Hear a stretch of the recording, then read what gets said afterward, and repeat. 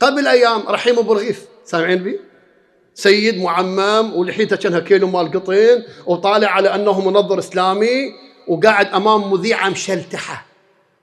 احنا أمرنا أن نقابل أهل المعصية بوجوه المكفهرة، قاعد قبالها بدل ما يها، وبعدين يقولها أنا أستمع للغناء، أنا أسمع داخل وأسمع قحطان وأسمع فلان. قالت له تحت يا عنوان، قالها تراث. زين ساجدة عبيت هم تراث. هذا من بقايا البعث، أنا أعرف وراء عشرات. ذولا أدوات لأمريكا أن تفسد جيل كامل إذا ما نتحرك.